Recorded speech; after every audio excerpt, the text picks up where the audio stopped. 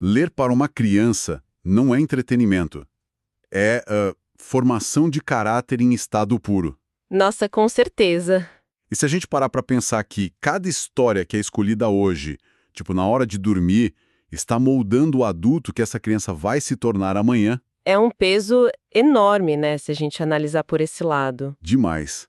E, bom, antes da gente iniciar de vez a nossa conversa, eu queria deixar aqui o nosso enorme agradecimento pela audiência constante de quem nos acompanha sempre. Uhum, muito obrigada mesmo, pessoal. E é fundamental informar imediatamente, de forma bem clara, que essa nossa análise aqui é uma produção da BD Comunicação. Exato. E hoje o nosso tema central vai ser a literatura infantil como ferramenta de formação emocional, focando especificamente na série de livros As Aventuras de Ximin. Que é um lançamento da editora Historinhas pra Contar, né? Isso mesmo. E a gente vai abordar a enorme relevância que essa série está ganhando ali na Zona Sul, em Santo Amaro. Uhum. E faz todo sentido esse sucesso lá, sabe? Porque em um mundo onde a atenção das crianças é disputada por telas e estímulos rápidos o tempo todo, escolher um livro deixou de ser um ato simples. Pois é, Virou uma decisão estratégica, literalmente. com certeza. E é exatamente nesse contexto que surge As Aventuras de Ximin. É uma série que chega a Santo Amaro com uma proposta muito clara: transformar experiências reais da maternidade em desenvolvimento emocional infantil. E isso muda tudo, porque não é só sobre contar histórias, é sobre ensinar a sentir. Exatamente. Vamos detalhar esse tema pegando o comecinho de tudo. No primeiro volume, Floresta Mágica, a gente conhece o Ximin, que é um pequeno coati de apenas 2 anos de idade. 2 aninhos, uma fase super intensa. Muito. E ele explora o mundo ao lado dos irmãos, né? O Luca e a Teté, além de outros amigos animais, tudo ali na Floresta Mágica. É uma obra bem focada na primeira infância, tipo de 0 a 6 anos. E eu queria comentar que a gente vê muito as pessoas tentando ensinar boas maneiras para as crianças, quase como se fosse, sabe, um adestramento. Uhum. Como treinar um papagaio, né? Isso. Fica só naquele diga obrigado, pede desculpa, de forma super mecânica. Mas o livro faz o oposto. Faz. E essa é a grande sacada. Porque aqui, palavras como obrigado e desculpe deixam de ser comandos vazios e passam a ser compreendidas como valores de fato. Nossa, sim. A criança entende o sentimento por trás da ação. Sabe? O livro acaba ensinando gentileza e respeito, celebrando aquelas pequenas descobertas da infância. É uma mudança de paradigma, né?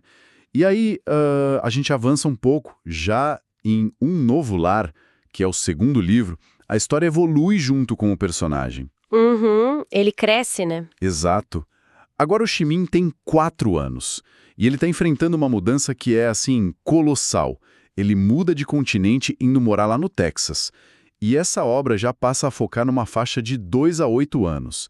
É ideal para transições escolares e tudo mais. Mas aqui, vou fazer uma provocação. Opa, manda. Mudar de continente, deixar todos os amigos da floresta para trás, isso não é uma carga emocional pesada demais para um coati de 4 anos?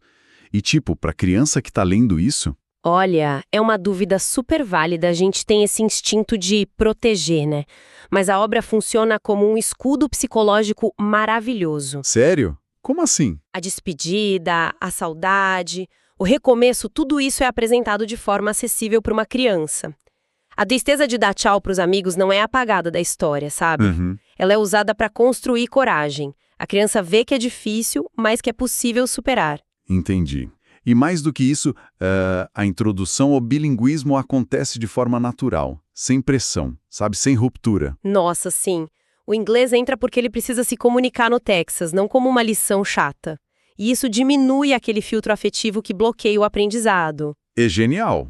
E entrando um pouco mais na camada estratégica disso tudo, o que essa obra revela é algo que muitos adultos ainda não entenderam, né? Crianças não aprendem valores por imposição. Exato. Elas aprendem por identificação. Hum, Quando uma história traduz emoções que a criança ainda não sabe nomear, ela cria consciência emocional. Ela vê o Ximin sentindo saudade e pensa: ah, então é isso que eu sinto também. sim. E consciência emocional precoce não é detalhe, é base de personalidade, né? Com certeza. É o que vai definir como ela lida com o mundo no futuro. Perfeito. E se a gente olhar com mais profundidade, existem alguns princípios claros aqui nessa dinâmica. Vamos repassar isso rapidinho? Vamos, claro? O princípio 1, que eu acho fantástico, é: o simbólico ensina mais que o direto. Uhum. Porque a figura de um coati desarma as defesas da criança, sabe? Se fosse uma criança igual a ela cometendo um erro, ela poderia se sentir julgada. Com o animalzinho, ela apenas observa e absorve a moral da história de um jeito seguro. Nossa, muito verdade. Aí a gente vai para o princípio 2. Histórias ajudam crianças a processarem mudanças. Exato. Porque assim, a mudança para o Texas no livro é uma grande metáfora, né? Para uma família aqui na nossa realidade, pode ser uma mudança de escola, a chegada de um irmãozinho, qualquer transição. Qualquer ruptura de rotina, sim. E o princípio 3 vem logo na sequência, que é o que emociona fixa. Ah, tal da cola neurológica, né? Isso. A neurociência mostra isso. Quando o leitorzinho sente empatia pela saudade do Ximin, o cérebro dele retém muito mais o aprendizado, porque existe uma conexão emocional verdadeira ali. Sensacional. O que nos leva ao princípio 4. Literatura infantil é investimento de longo prazo. A gente está plantando sementes de coragem e empatia que vão florescer lá na vida adulta. Sem dúvida. Não é só para fazer dormir mais rápido, é para a vida toda. Exato. Bom, a gente está chegando para o final. E, sabe, no fim a pergunta não é se vale a pena ler para uma criança. Uhum. A pergunta é que tipo de história a gente está escolhendo colocar dentro dela. É uma reflexão muito profunda. Porque toda boa história infantil carrega uma verdade silenciosa, sabe? Ela não está apenas sendo lida. Pois é. Ela está sendo incorporada. Ela passa a fazer parte de quem a criança é. Nossa, muito forte isso. E para quem quer colocar isso em prática, o primeiro volume de As Aventuras de Ximin já está disponível, tá? E o segundo chega em breve, com um lançamento previsto aqui em Santo Amaro, agora em abril. Que oportunidade maravilhosa para a comunidade lá da Zona Sul. Demais. Se alguém aí acredita no poder das histórias, talvez esse seja um excelente ponto de partida. E antes da gente encerrar, eu quero agradecer novamente a quem nos fez companhia durante esse mergulho profundo. Muito obrigada, pessoal. Foi ótimo. E fica o convite, entrem no site www.bdepromo.com.br. Lá nossa audiência pode adquirir esse primeiro livro por R$ 25. Super acessível. Muito! E lá também dá para saber mais da nova edição bimestral da revista BDE, sua vitrine regional, a edição de março. Dá para ler as matérias no site, baixar o formato em PDF para ler depois, ou até solicitar um exemplar físico da revista para receber no seu endereço. Ah, e conhecer mais o trabalho da agência BDE também, né? Com certeza. Vale muito a pena conferir o trabalho incrível da agência.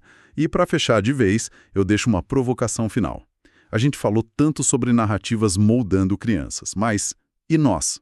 Quais são as narrativas invisíveis e os contos que a gente, mesmo adulto, ainda está permitindo que guiem as nossas vidas todos os dias? Nossa, essa é para pensar a semana inteira. Pois é. Fica a reflexão, um abraço e até a próxima.